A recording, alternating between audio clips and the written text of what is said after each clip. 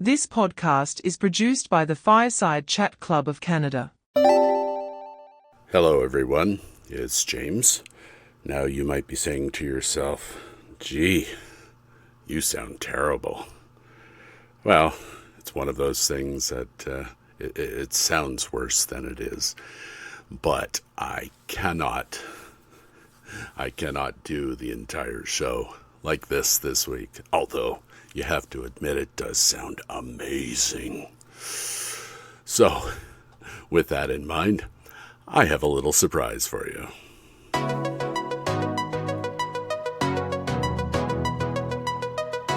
Hello, and welcome to Canada as I See It.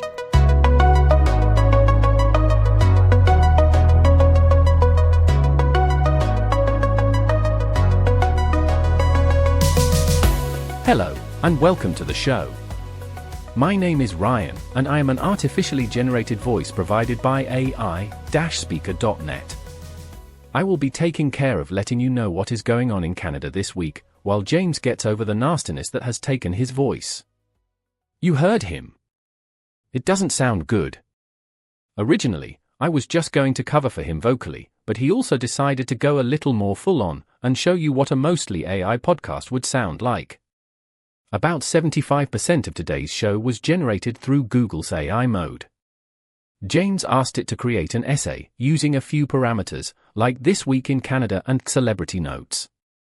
When it comes to the other 25%, you'll hear the humor of your usual human host James come through.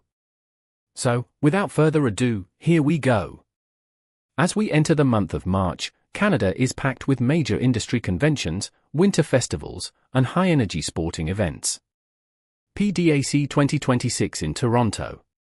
One of the world's largest mining and mineral exploration conventions takes place at the Metro Toronto Convention Centre from March 1st to 4th. It typically draws over 25,000 attendees from across the globe. National Engineering Month kicks off across Canada today, March 1st.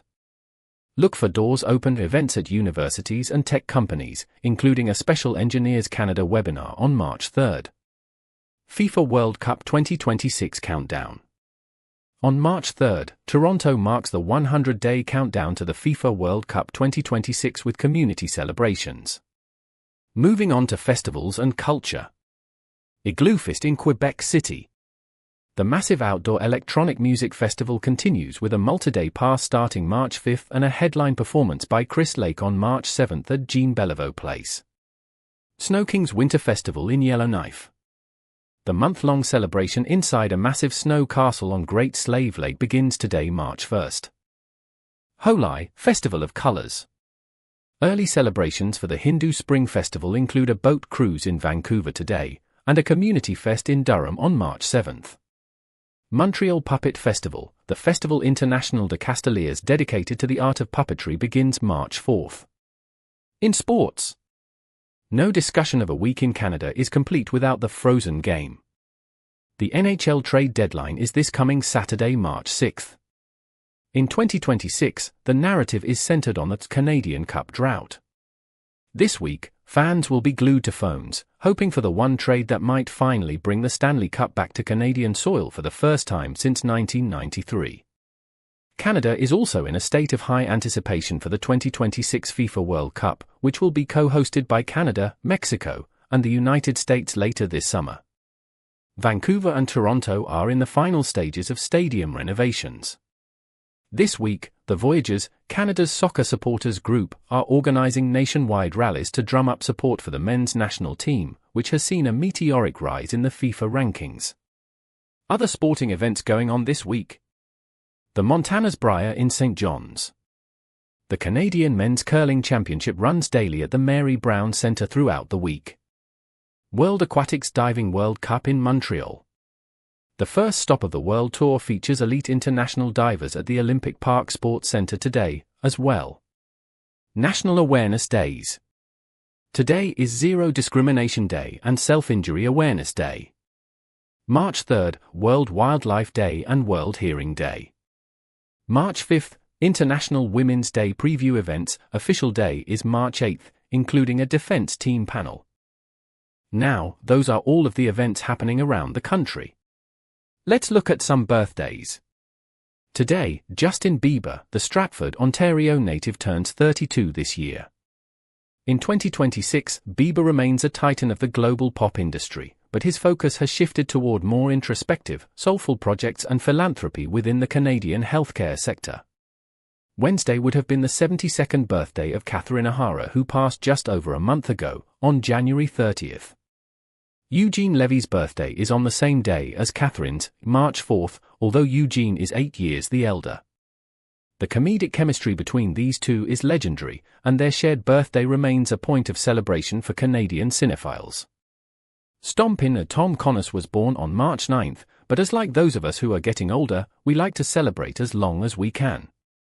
The hockey song creator is often honored in early March as the NHL playoffs loom near. This week is also a time of reflection for those we have lost. Norman Jewison, while he passed 2 years ago, early March often sees retrospectives of his work, like Moonstruck and In the Heat of the Night, at the Tiff Bell Lightbox, as the industry reflects on his contribution to Canadian film education. James took a look at Norman's life in episode number 12 of Canada, As I See It. Gord Downey passed on October 17, 2017. Although his death occurred in October, the first week of March, when the ice begins to thaw on the lakes he sang about, often sees a resurgence in the tragically hip streaming as Canadians lean into the melancholic beauty of the season. Moving on to social issues. The healthcare crisis. The first week of March 2026 sees a renewed focus on the healthcare staffing shortage. Provinces are experimenting with new models of collaborative care, and this week marks the anniversary of several provincial initiatives aimed at fast-tracking the accreditation of internationally trained doctors and nurses. Reconciliation in action. In British Columbia, a landmark agreement regarding land title and resource sharing is slated for discussion in the provincial legislature during this week. It represents a significant step in the ongoing journey of truth and reconciliation, moving beyond symbolic gestures toward economic partnership and legal recognition of Indigenous rights. And that is what is happening in the first week of March 2026. My name is Ryan, and I'm from the UK. I hope you enjoyed my interpretation of the words that James wrote for me. He's on the mend, and hopes to be regaling you with stories from across Canada next week. Get better soon, James. This week's presentation was introduced by Molly from New Zealand. If you would like to introduce the show, as she did, please record yourself saying, "This podcast is produced by the Fireside Chat Club of Canada." And send it to, as I see it, at warpole.ca. I hope I have given you a look into what AI can do with a simple free-to-use program that James found. I honestly think that you'd rather listen to his mellifluous tones than my stilted, albeit sexy-sounding, artificially generated words. Hey, he made me say that. Canada, As I See It, is a production of the Fireside Chat Club of Canada. Our theme music, that you heard at the beginning of the show, and hear now, is The Night Owls, by Braden Deal. Thank you all for listening. Have yourselves a wonderful week.